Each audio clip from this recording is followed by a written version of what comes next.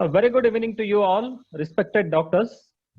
It's indeed my pleasure and privilege to welcome you all at IPCA for this very interesting webinar by a very dynamic and respected cardiologist of the country, who is also the organizing secretary of CSI 2020, Dr. Samir Dani sir.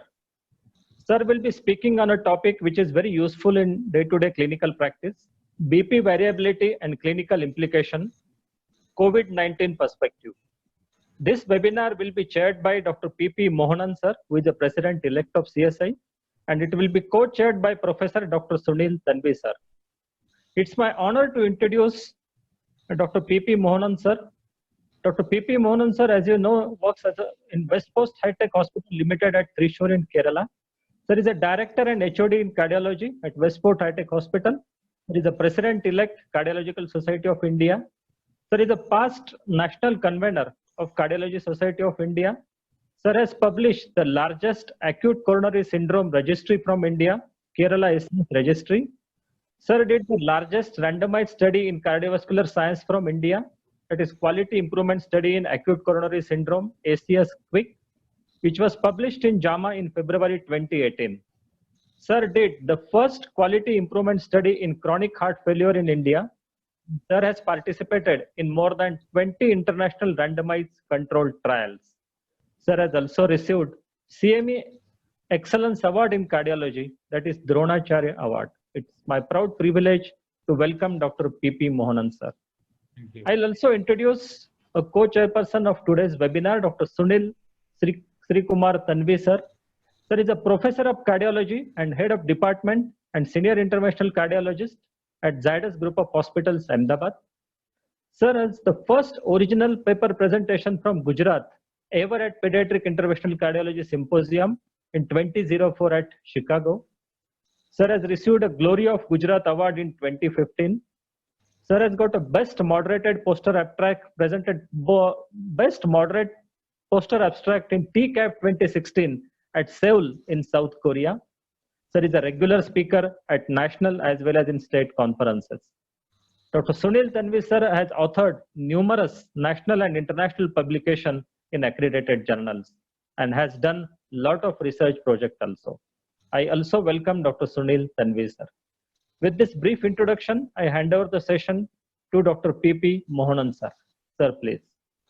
Thank you, Avinash, Dr. Samir, Dr. Tanvi, and dear friends.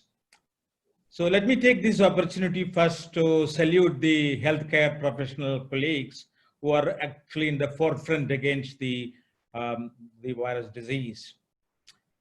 Unfortunately, today has the bad news that for the first time we have crossed 20,000 patients on a single day. Traditionally, we doctors don't have to risk our lives to save our patients, but that is what's happening now. Now, coming to the hypertension variability, which Dr. Samir Dani will be talking. Hypertension and COVID are very much interrelated. We know it's the commonest comorbidity happening sometimes about 30% of patients who has COVID, of course, being the commonest vascular disease in the world. And also, unfortunately, hypertensives has almost, the chances of death is almost twice that of a non-hypertensive. About variability, now it has been there actually in the early 70s when one guy called James Conway wrote an editorial, in fact, about blood pressure variability, and he said definitions of blood pressure are always bedevilled by its variations. We have been hearing about it, but of late we are giving more and more news about it, the importance of it. And I'm sure Dr. Dani is going to talk at length about it. It's important. It is as important as a blood pressure target or blood pressure level. And I will request my co-chair to introduce formally Dr. Samir Dani, even though he's a very popular guy all across India. Dr. Tanvi, please.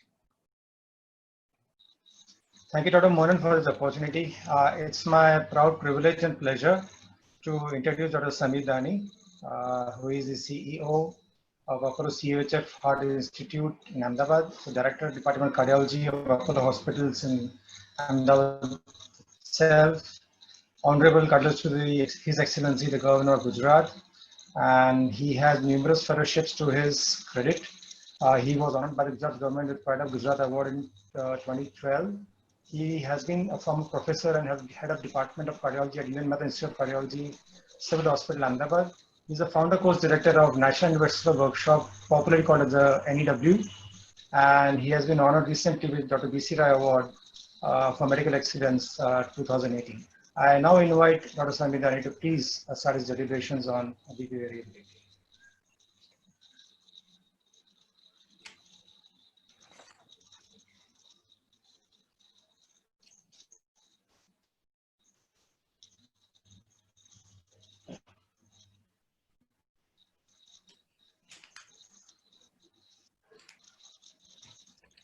Unmute, Dr. Dani. Yeah. Okay. So it's a proud privilege to be talking in a session which is chaired by Dr. Mohanan and Dr. Sunil. As very aptly introduced by Dr. Mohanan, blood pressure variability has been noticed since long, and we are now becoming aware of its importance, or rather we were aware of the importance, but we are targeting it now in our clinical practice. So I think I'll straight away go to the talk now. Thank you for very kind words. And I'll just start sharing my screen.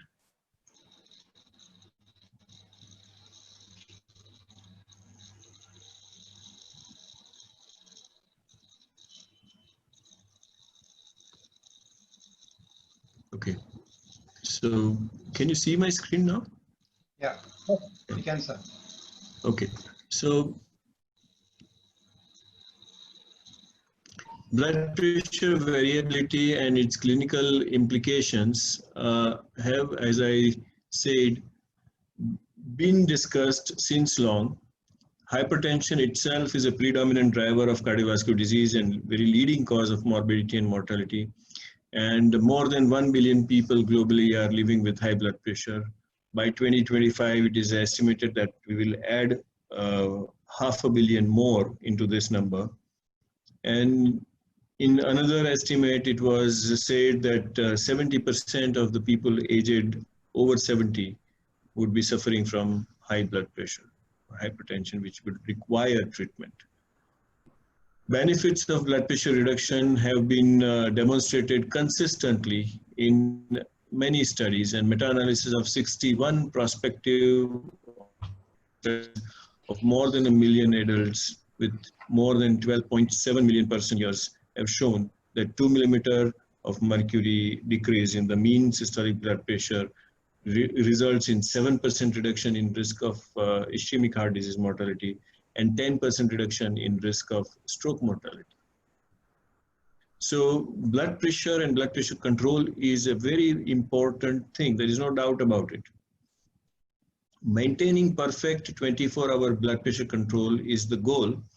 And to get maximum CV benefit out of blood pressure control, we need to look at these three major components of blood pressure control or blood pressure levels. That is 24-hour blood pressure level, which is what we target always. The circadian rhythm, whether there is any fall in the blood pressure during nighttime or not, whether the blood pressure dips or not, and the blood pressure variability in general, whether there are morning blood pressure surges or not. These are important features which we need to know because that translates into CV benefit. So apart from blood pressure variability, of course, there are a few other concepts, that is central aortic pressure, the vascular stiffness or aortic stiffness, mast hypertension, and these concepts are also equally important to maximize the CV benefits of antihypertensive drugs. What is blood pressure variability? That is something which is not very clear because blood pressure variability has been variably defined. It is an entity that characterizes the continuous and dynamic fluctuations that occur in blood pressure levels throughout a lifetime, through a very long period of time, through a short period of time, whether it is day to day, whether it is moment to moment. These are all various definitions by which you can define the blood pressure variability. It normally fluctuates during day. It can vary from day to day. It can vary from hour to hour. Pronounced fluctuations in blood pressure can occur over short or long term, and self blood pressure monitoring is nowadays very widely encouraged in hypertension treatment. Blood pressure variability is difficult to measure in routine clinical practice because every visit, if you check the blood pressure and check the blood pressure variability, you need to time and record your visits very clearly. There are no clearly defined or widely adopted diagnostic definitions or treatment goals. So what are the types of blood pressure variability? One is very short-term blood pressure variability, which is beat to beat. Second is short-term BP variability, that occurs over a period of 24 hours. Third is midterm BP variability, which happens day to day. And the fourth one is long-term BP variability, which happens over a period of months or years. You can define it as visit to visit. You can define it over a period of few months to few years in an individual's lifetime. Now, what causes very short-term beat-to-beat variability in the blood pressure? Central sympathetic drive is the most important thing. And plus, if you add arterial or cardiopulmonary reflex, humoral, rheological, behavioral, emotional factors, physical activity, and sleep, that gives you a short-term or very short-term blood pressure variability, which may be beat to beat as well as over a period of 24 hours. Equally important is a parameter of arterial compliance, and the arterial compliance gives you short-term, mid-term, and long-term BP variability effect. Another important variable or a parameter which affects the blood pressure variability or blood pressure levels is inappropriate dosing or titration of antihypertensive medicines or blood pressure measurement errors. And these two things are also very important in that sense that in hypertensive patients, when the antihypertensive medications are inappropriately given, they are inadequately dosed, or when there is decreased adherence of antihypertensive therapy, the blood pressure variability occurs and the fluctuations occur. And these fluctuations have been correlated with organ damage, increase in the cardiovascular events, increase in the cardiovascular mortality, increase in the renal events, that is increased microalbuminuria and decreased eGFR.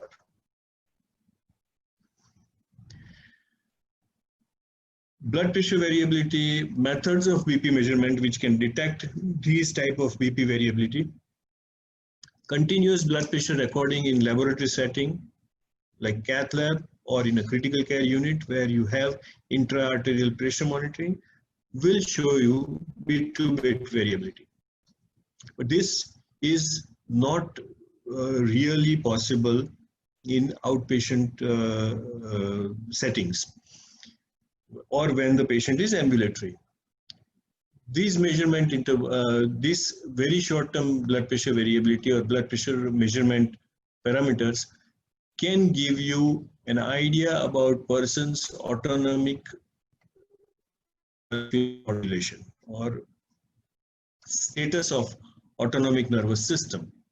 The disadvantages are very obvious that stability of measurement is not guaranteed outside the laboratory settings, and it's very difficult to do.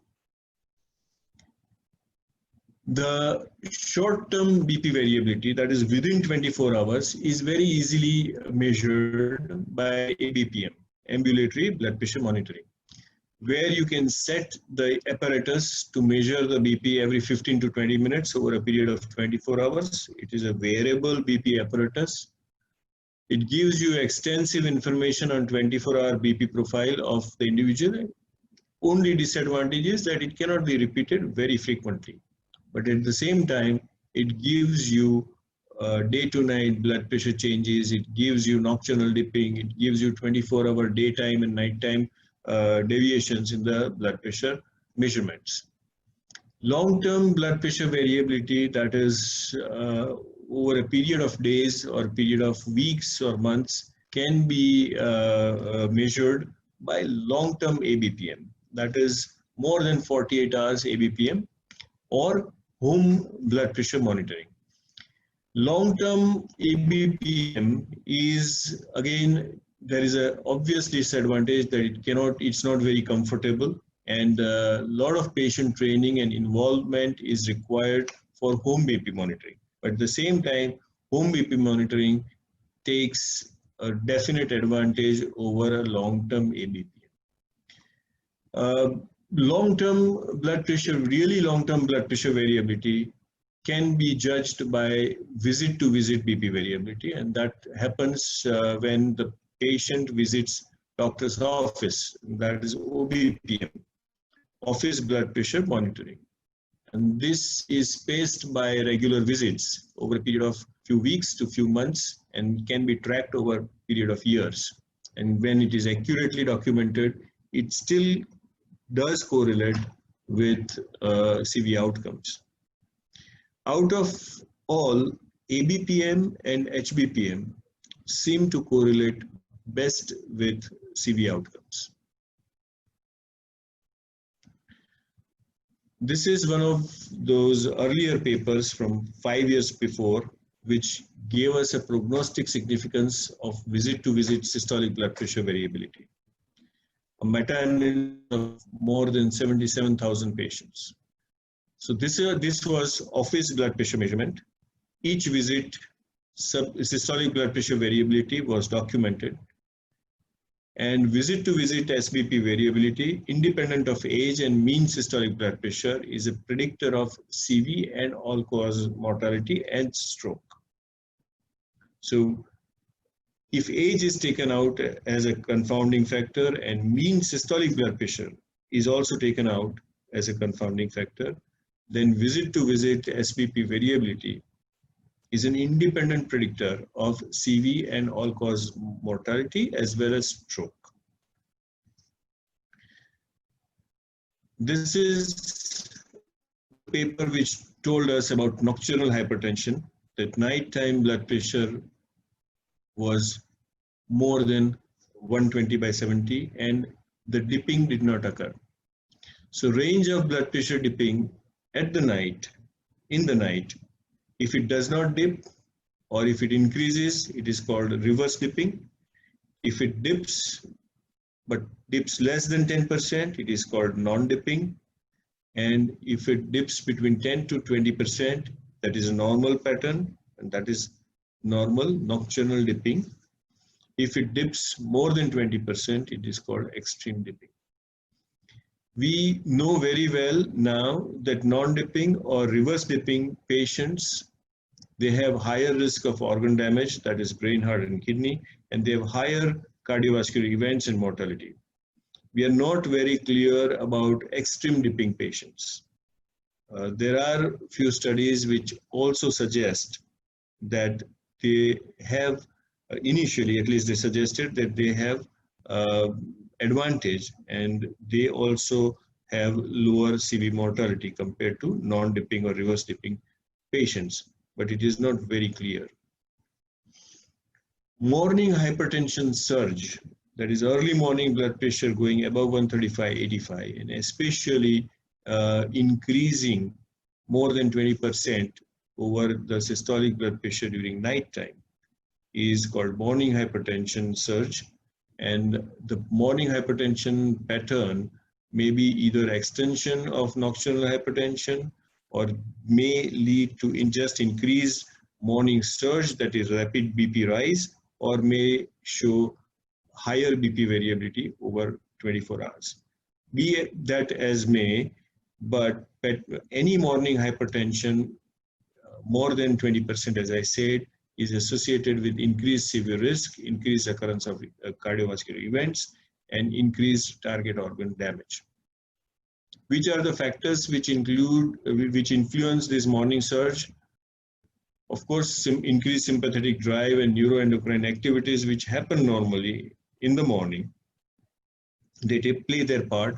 Associated conditions like stress, extreme cold environment, OSA, drinking, old age, all these are associated conditions, and probably they lead to increase in the morning surge. In hypertensive patient, this also may mean that there is loss of drug efficacy at night or period of over 24 hours. So it may mean inadequate 24-hour control with antihypertensives. Why morning blood pressure surge is a more important type of BP variability? Because blood pressure variability anyway is most exaggerated in the morning, and morning potentiation of other risk factors, as we saw, increased sympathetic tone, augments the impact of morning BP surge. And this is more associated with organ damage and CV events independent of clinic blood pressure, and it may be a kind of blind spot for the current once daily antihypertensive drugs. And that's why the recent recommendation that antihypertensives be given as a nighttime dosage rather than morning dose, because so that we can control the morning blood pressure surge more effectively. Systemic hemodynamic atherothrombotic syndrome, SHATS, was first described, coined by Asayama et al.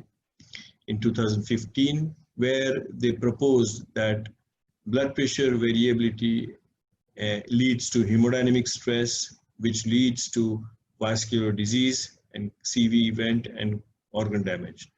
And they included morning blood pressure surge, nocturnal BP surge, orthostatic blood pressure variability, beat-to-beat blood pressure variability, high heart rate, and larger pulse waveforms, along with aortic stiffness as judged by MRI, into higher incidence of CV events and target organ damage.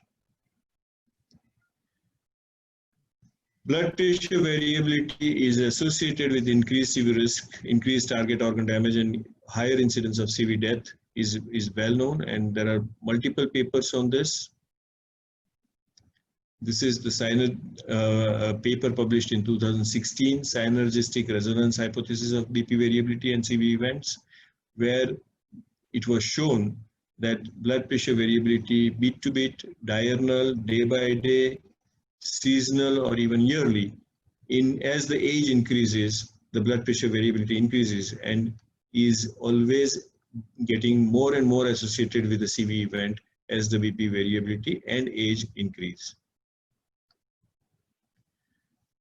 This is a paper from 2018 which showed that there is a clear association between visit-to-visit blood pressure variability and CV events, and it basically meta-analyzed.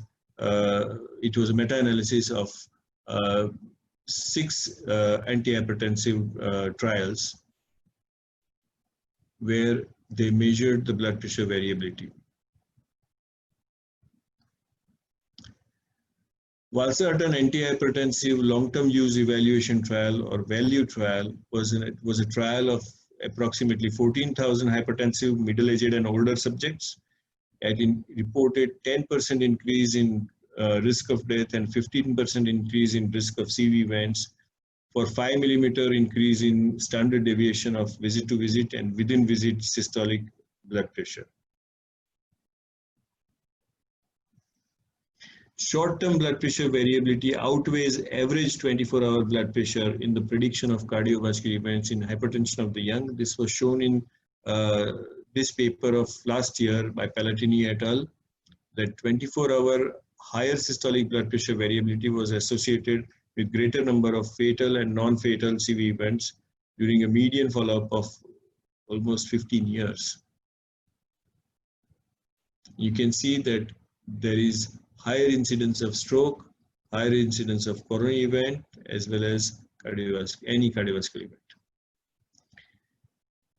Short-term blood pressure variability also leads to subclinical organ damage, again shown by Parati et al. In 2013 for any level of 24-hour mean arterial pressure.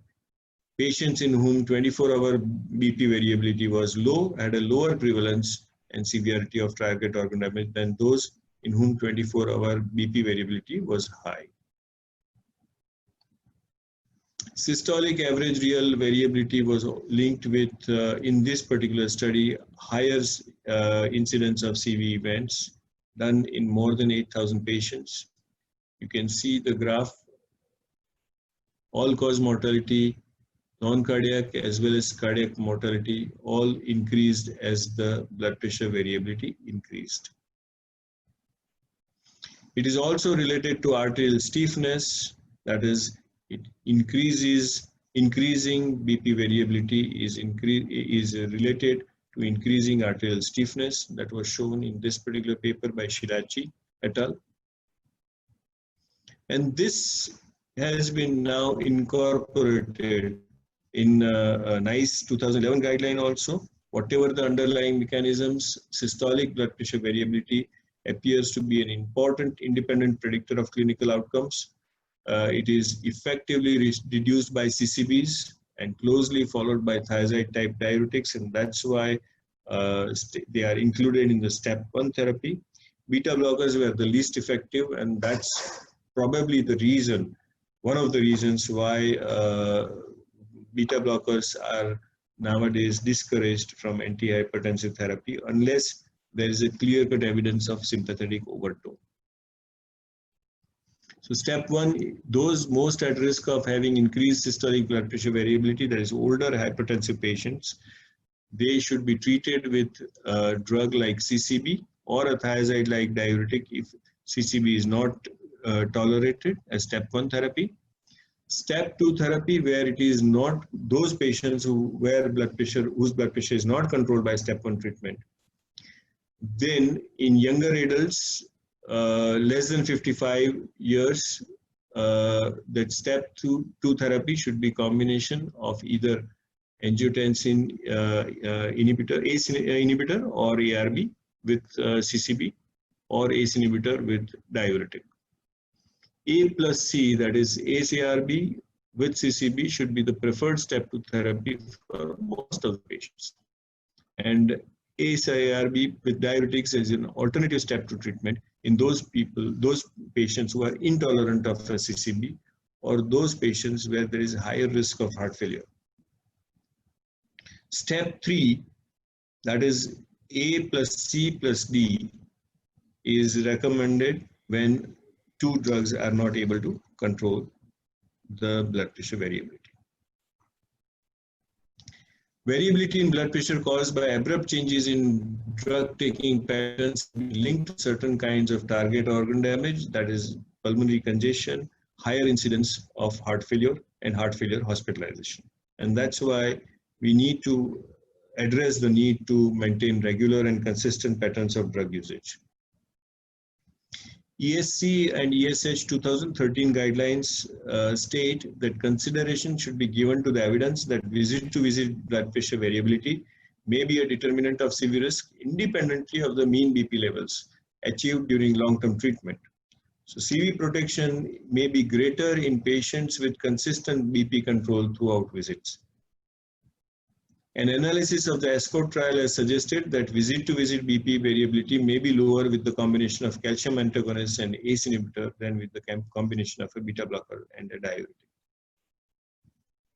2017 guideline from ACC/AHA suggested that in a retrospective observational study, high BP variability was an independent risk factor for the prognosis of aortic dissection, and also ABPM can estimate BP variability, and it was recommended as a diagnostic tool.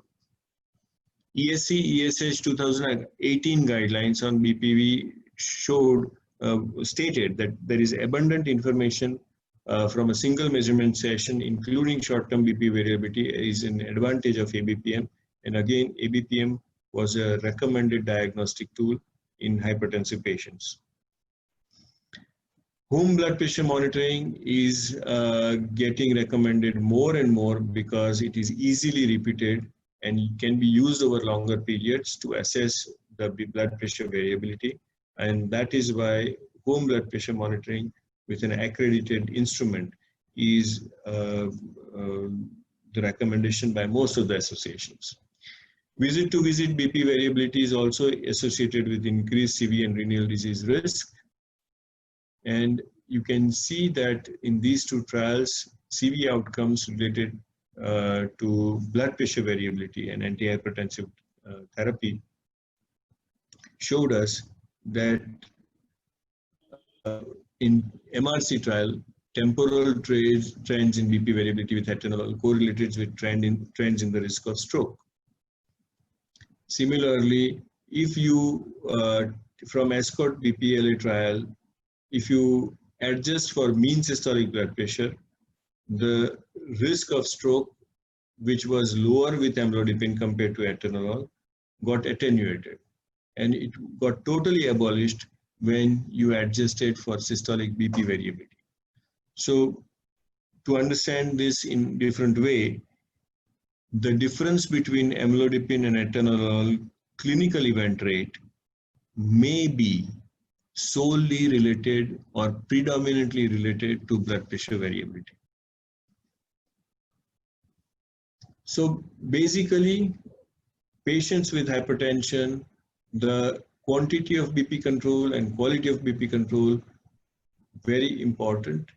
Office systolic blood pressure less than 130 is strict control, and systolic blood pressure with white coat effect measured by automated office BP monitoring, home BP monitoring, ambulatory BP monitoring.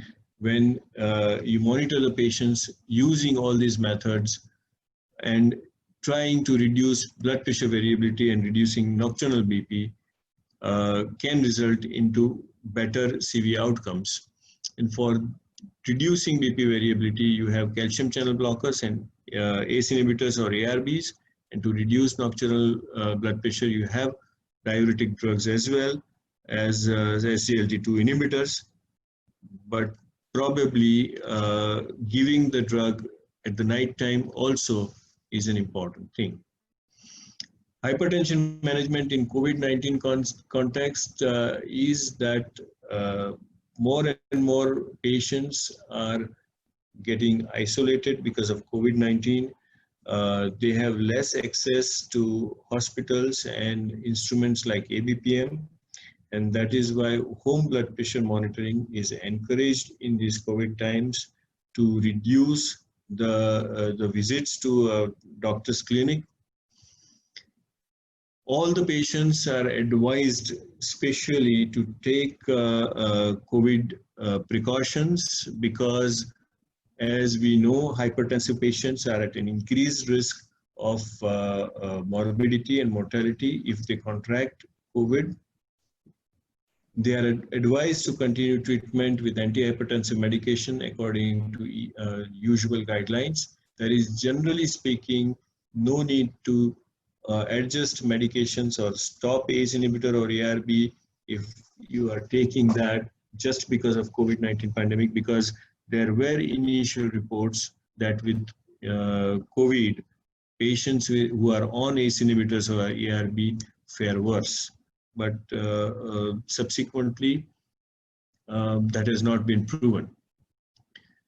So the patients are advised to continue to monitor blood pressure at home frequently, use video consultation or counseling with the doctors, and hospitalized patient continuing treatment with antihypertensive medication as per the guidelines, and no need to adjust ACE inhibitor or ARB dosage. Monitoring for arrhythmia, which is more common in COVID patients with hypertension, checking plasma potassium, again in these patients because hyperkalemia is more common in hypertensive patients with COVID-19. These are important things, and parenteral antihypertensive medications may be necessary in some of the ventilated patients.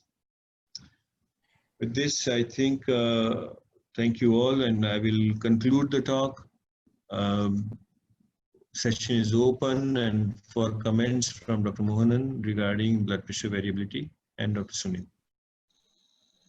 Thank you, Samir, for that very erudite lecture. You have covered a difficult topic. It is not a topic which we discuss every day.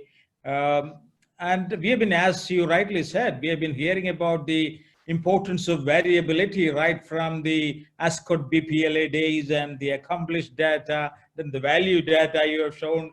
So all of these were giving us an idea that apart from the blood pressure level, blood pressure variability also is an important risk factor, and we should be concentrating on that. The problem came when as you rightly said, in the assessment.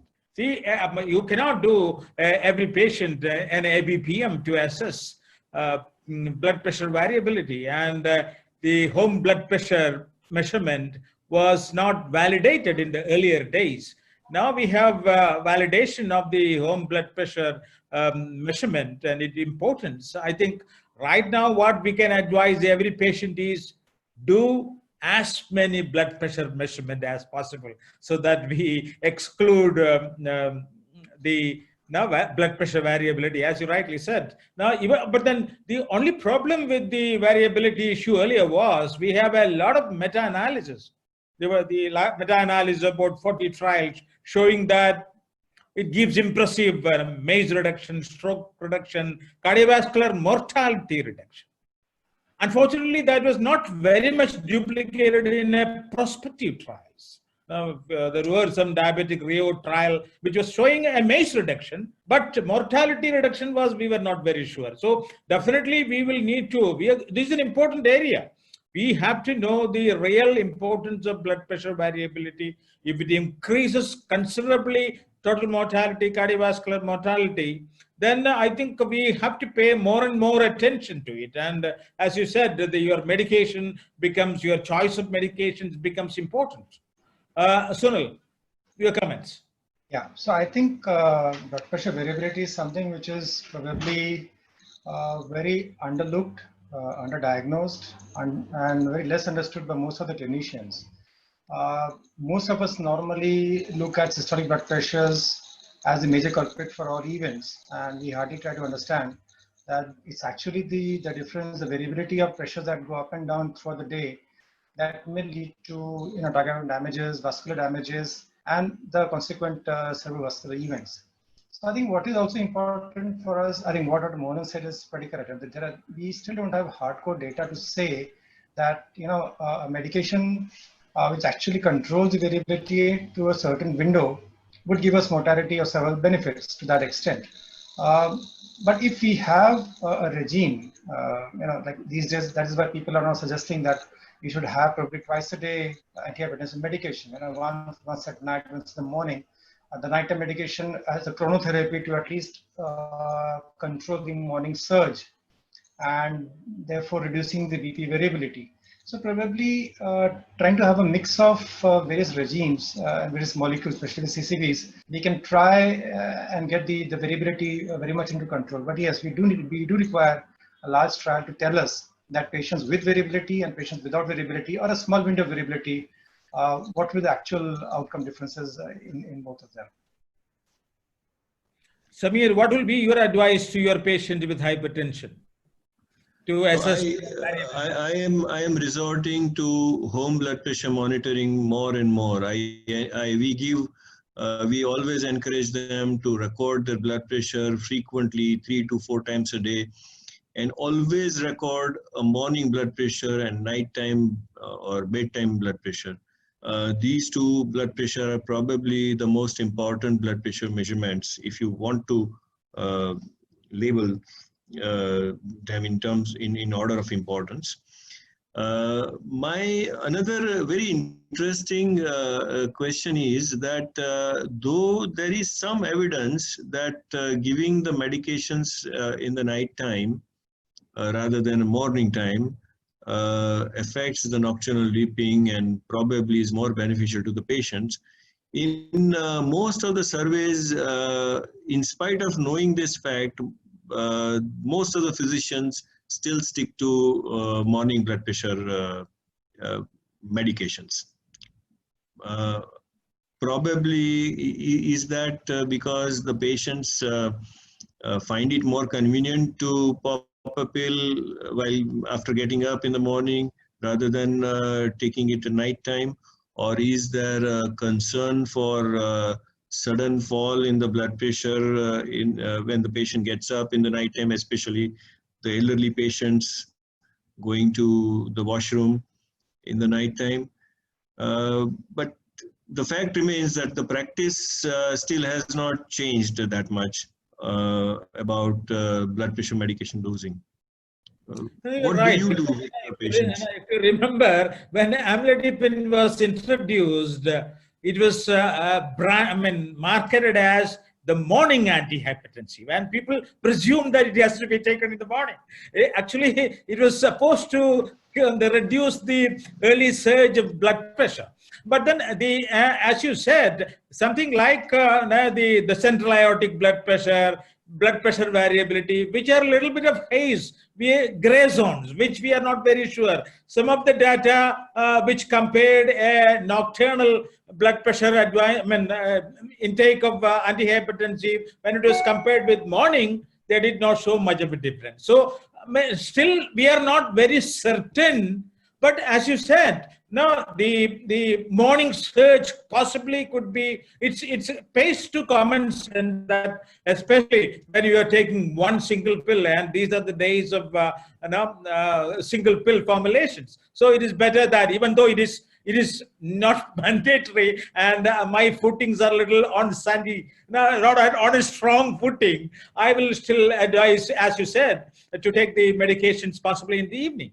Sunil, you have some comments on that? Yeah, I think two things. One was that probably long-acting medications, long-acting formulations are the way to go as far as blood pressure control and BP variability is concerned, because short-acting molecules, twice a day, thrice a day molecules actually will increase the variability, because the blood pressure will go down, will go up, will go down, will go up. So I think as physicians, as cardiologists, we need to understand that if we want to control the variability in blood pressure, it has to be a long-acting molecule, which has to be given in a way that controls most of the event causing surges. So especially maybe something like, you give it at late evening, at 10 o'clock in the night, or say 9 o'clock in the evening, and it will cover at least the early morning surge that is happening, and probably the CV events might go down. So I think I would rather go for a long-acting molecule, but if necessary, maybe a combination medication, so that I can actually control the surges, and the variability in the blood pressure is not too great, and especially not dipping that we need to see. It does happen, because otherwise the event rates are going to go up. But yes, it requires a lot of education on the part of us also towards the physicians and the patients, for them to make them understand that there is a line in the nighttime dosing and not a morning time dosing, although it may be more convenient, but there's more, it makes more clinical logic. Sameer, do you think that we in India see more variability? Are we prone to have more variability? I have no idea, but in a couple of studies like this one, India Heart Study, IHS, they did show that there was significant increase in the BP variability. I don't know. One can postulate. We have a diet which is very rich in salt, so food can be, and we have seasons which are really temperature differences are significant. So both of these can be. Data from Rajiv Gupta's Jaipur Heart Watch data and the hypertension data also showed that we could be more vulnerable to the variability, even though, as you said, we don't have any strong data on that. Let us go to some of those chat box. Are we getting any It's more of COVID, Samir. But maybe you can take one question. Hypertension gets affect COVID-19 infection. Does COVID-19 affects hypertensive differently in comparison to other infection? How does it COVID-19 affect renal hypertension?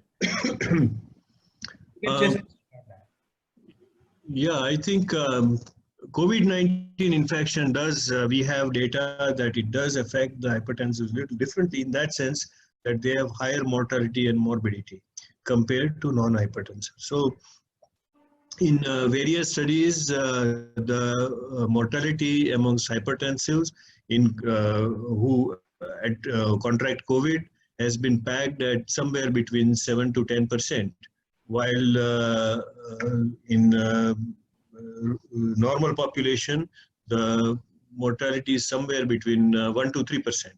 So clearly, mortality amongst hypertensive, diabetic patients is more in with who are affected with COVID compared to normal. Whether it affects differently the renal hypertensive, I presume that by renal hypertensive, you mean patients with chronic kidney disease or patients with renal arterial stenosis. Again, patients with CKD are affected, have higher mortality and morbidity, and more the risk factors like hypertension, diabetes,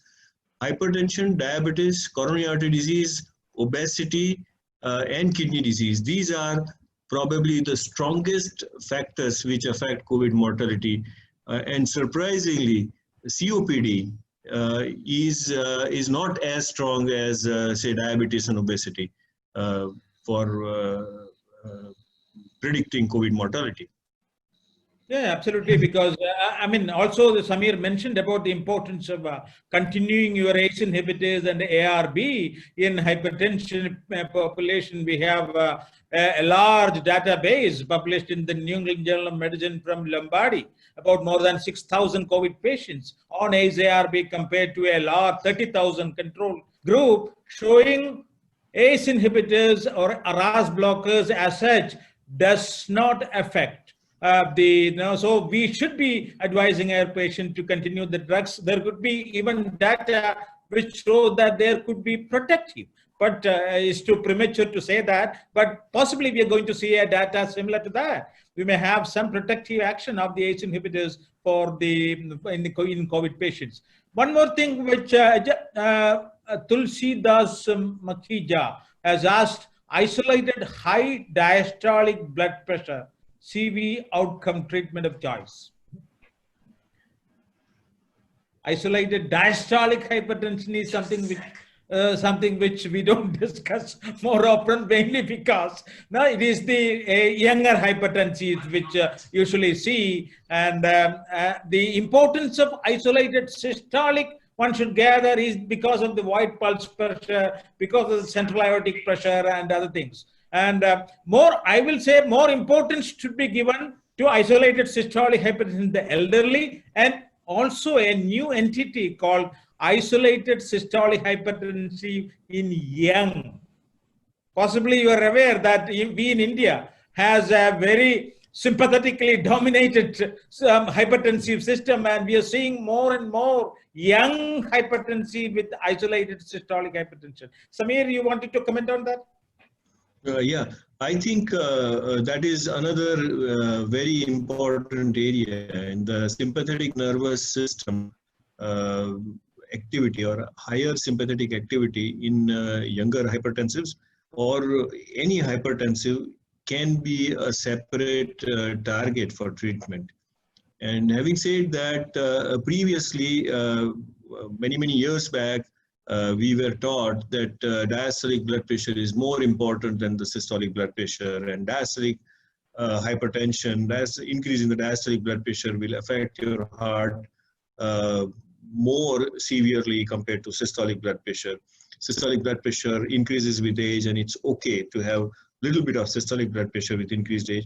That old adage is no longer true, and we know now that diastolic and systolic blood pressure both are equally important. And we also know that in elderly, the isolated systolic hypertension which happens is, as Dr. Mohanan said, is a very important target to treat, an important cause of morbidity and mortality.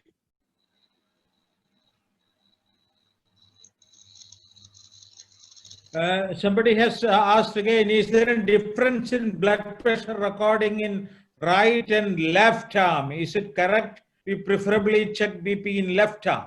That's the basic question of measurement, which is becoming very important. In fact, the AHA came out with a blood pressure recording statement separately in last year.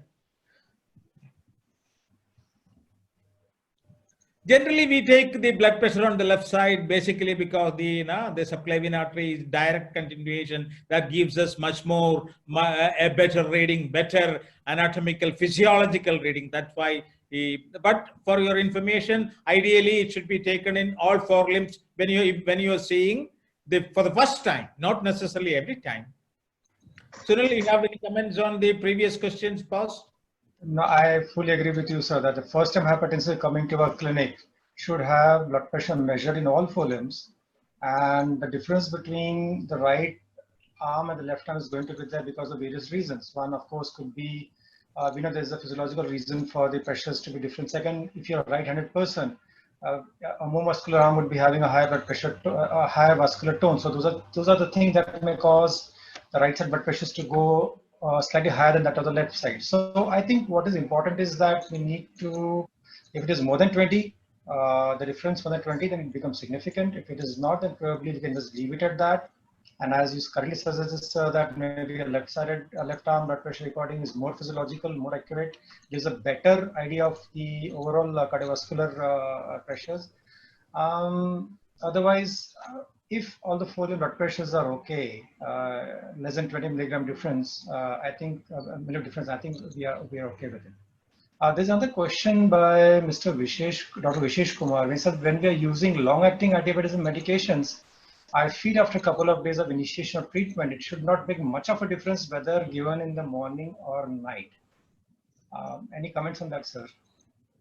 Dr. Samir? There was some data. Samir, your turn. No, sir, please go on. Please go on. As I have just mentioned about it, we have some data which was just comparing. It's not a randomized control trial. This was some, I think, from Scotland or something, Edinburgh or somewhere. They found out that whether you give it in the morning or in the evening, it doesn't make much of a difference. But as such, I think in a population where we are more worried about the morning surge, and it has been shown, so it is better that preferably, especially when you are taking one pill, take it in the evening.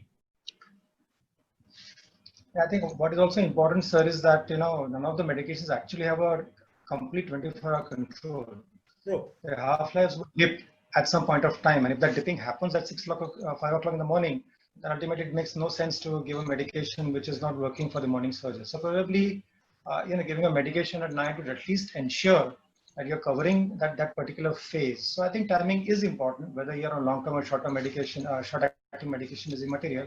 But the timing, I think, should be taken into account, especially for those who have high cardiovascular risk.